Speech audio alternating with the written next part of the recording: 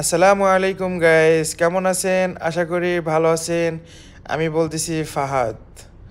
তো গাইস, আজকে নিয়ে আসলাম একটি ব্লগ।